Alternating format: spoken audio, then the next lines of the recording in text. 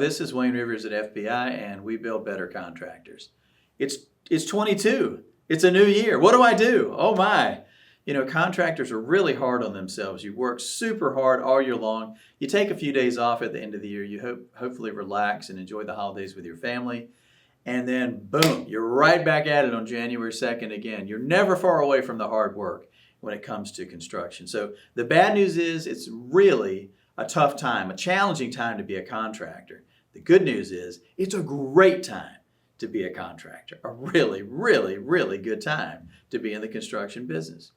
Now, as leaders and high achievers, we tend to be really hard on ourselves. We think about mostly the things that we fail to accomplish in a given period. So as you look back at 21, you say, golly, we really didn't get that job. If we'd only gotten that job, the year would have been that much better. All right, I want you to put that behind you. It's a new year. Put that negative thinking. Zig Ziglar would say stinking thinking. Put the stinking thinking behind you, and let's focus on the positives for a little bit. So what about this is important to you? We're too hard on ourselves. You've really got to celebrate your accomplishments and not spend quite so much time thinking about the periods, the times, the efforts that didn't quite make it and you came up short, okay? So here are 4 tips for how to start off 2022 with a bang. The first one is celebrate your victories from 21. Get your team together. Review your calendars, review your correspondence, ask them for their highlights for the year, and then celebrate all these things with the team.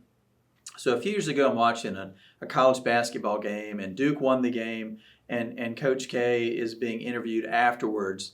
And the reporter asked him, what do you think was the key to the game? And he didn't talk about a spectacular dunk or a three-point shot or a great pass or anything like that. He said, I really thought when the pressure was on at the end of the game that we did a good job getting the ball in bounds.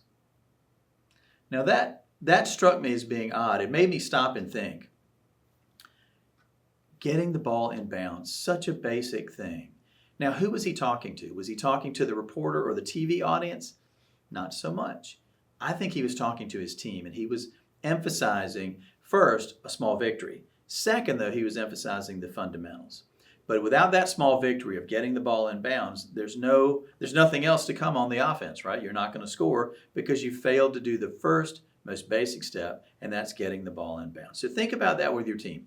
What little things happened in 21 that helped you get down the court and score? What were your big accomplishments? What were the things that you're really proud of? And I'm not just talking about job stuff. I'm talking about cultural stuff, people stuff. What people really stepped up and made an extra effort to make 21 special for everyone. So recognize your accomplishments, your people, and all the little things that add up to make an entire business year.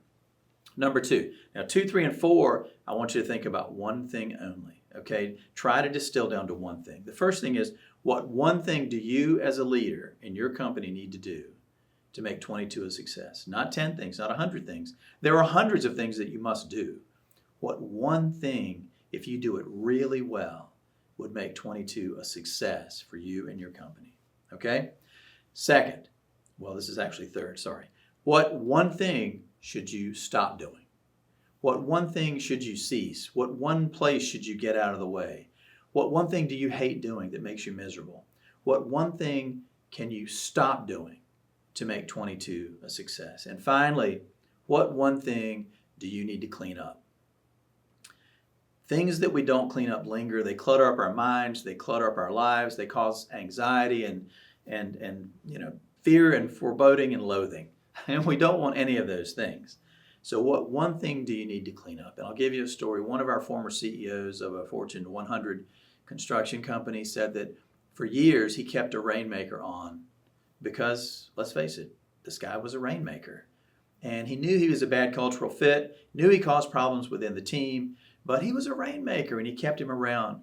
Finally, he decided it was too much. He pulled the trigger, guy was gone, and he realized in his heart he had waited 3 or 4 years too long. The person, sure, he was a rainmaker, but he damaged the culture. He brought down the rest of the team. That was something that my guy knew that he should have cleaned up years before, but he didn't. So what one thing can you clean up in 22 that'll make the year a bigger and better success for you and your team?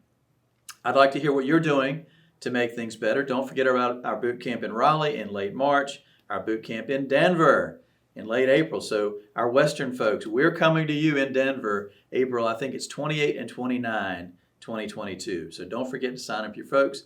This is Wayne Rivers at FBI, and we build better contractors.